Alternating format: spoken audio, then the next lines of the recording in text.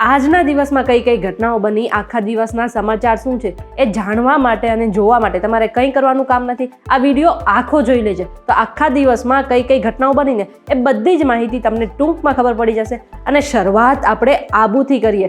અત્યારે શિયાળો ચાલી રહ્યો છે અને લગભગ ગુજરાતીઓ આબુ ફરવા તો જતા જ હશે, પણ હું તમને કહી દઉં કે જેમને બરફ જોવાનો શોખ છે ને એમને અત્યારે ખાસ આબુ ફરવા જવું જોઈએ, કારણ કે અત્યારે આબુમાં -5 ડિગ્રી સેલ્સિયસ જેટલું તાપમાન છે અને લગભગ આજુબાજુ દરેક જગ્યાએ બરફ જામેલા વિડીયો પણ વાયરલ થયા છે. એટલું જ નહીં, જો શિયાળાની વાત કરી લઈએ તો અત્યારે ઉત્તરાયણ આવવા જઈ રહી છે, પણ એવી આગાહી કરવામાં આવી છે કે 12 તારીખથી લઈને 18 તારીખ સુધી ગુજરાતમાં અનેક જિલ્લાઓમાં અનેક ગામોમાં જે છે ને એ થોડો છૂટો છવાયો વરસાદ પડી શકે છે. એટલે જો તમે છત પર પતંગ ચગાવવા ચડો છો તો ટેન્શન ના લેતા 2-4 છાંટા પડી શકે છે. અને જો સાથે જ તમે છત્રી અને સ્વેટર પણ તમારી સાથે જ રાખજો. બ્રિજ રાજદાન ગઢવી અને દેવાયત ખવડનો જે મુદ્દો છે એ હવે ચરમસીમાએ પહોંચતો નજર આવી રહ્યો છે.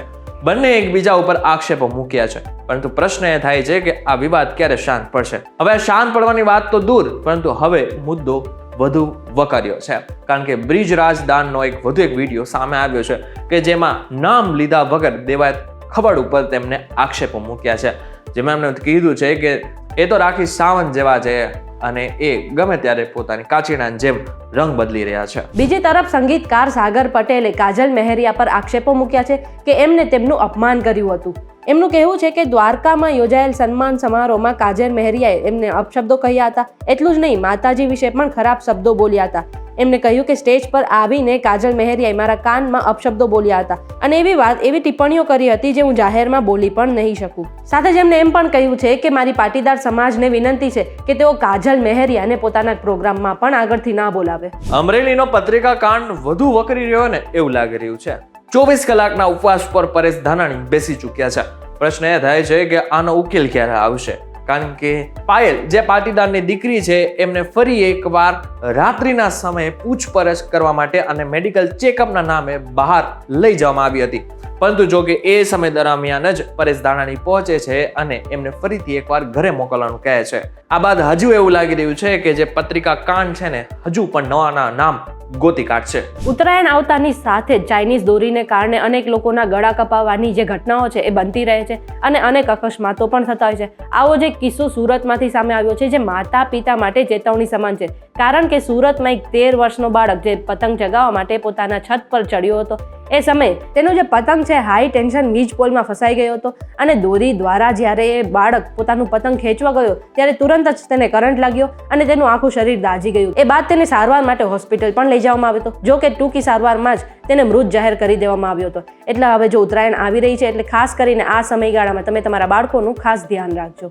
અમેરિકાના ન્યુયોર્ક શહેરમાં ભાવેશ લાઠિયા કે જેઓ મૂળ સુરતના છે એમની ધરપકડ કરવામાં આવી છે. હવે ધરપકડ એટલા માટે થઈ છે કે તેઓ વિટામિન સી સપ્લાય કરવાના બહાને કેમિકલની અને એ પણ ખાસ કરીને ગેરકાયદેસર કેમિકલની સપ્લાય કરતો હતો. આમ તો જો કે એમને અમેરિકન સરકારને એમ કહ્યું હતું કે હું ભારતથી વિટામિન સી જે સીરમ છે એમને અમેરિકા પહોંચાડીશ, પરંતુ થયું જ કંઈક ઉલટું છે, કારણ કે તેઓ જે ગેરકાયદેસર કેમિકલ છે ને એ જ અમેરિકામાં ઘુસાડતા હતા. હવે જે આરોપો સાબિત થશે ને તો તેમને 53 વર્ષની જેલની સજા પણ થઈ શકે છે. તમે 80 લાખનું રોકાણ કરો અને સામે તમને 4,500 કરોડ રૂપિયા મળી રહેશે. આવી જ એક સોશિયલ મીડિયા પર ઓનલાઈન છેતરપિંડીનો કિસ્સો મહેસાણામાંથી સામે આવ્યો છે, જ્યાં એક મહિલાએ પુરુષ સાથે મિત્રતા કરી અને તેની પાસેથી 80 લાખ રૂપિયા પડાવી લીધા હતા.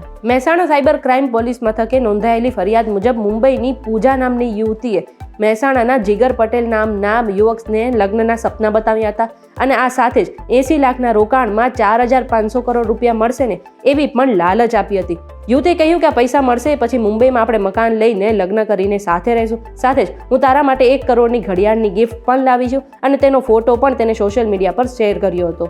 આવા વાયદાઓ કરીને યુવતીએ 40 અલગ અલગ એકાઉન્ટમાં તે યુવક પાસેથી 80 લાખ રૂપિયા જે પડાવી પાડ્યા હતા અને અંતે એ યુવતી છુમંતર થઈ ગઈ હતી. આંધ્રપ્રદેશના તિરુપતિમાં એક એવી ઘટના બની કે જેને સૌને ચોંકાવી દીધા. ગઈકાલે એક ભીડ ઉમટી પડી હતી. હવે આમ જોવા જાય તો તિરુપતિ બાલાજીના દર્શન કરવા માટે દેશ વિદેશથી લોકો આવતા હોય છે, પરંતુ જ્યારે ટિકિટ કાઉન્ટર પર ભીડ વધી ગઈ ને તો ભાગદોડ મચી ગઈ. એમાં જ 6 શ્રદ્ધાળુઓના મોત થયા, 40થી વધુ જે શ્રદ્ધાળુ હતા ને એ બધા ઇજાગ્રસ્ત થઈ ગયા છે.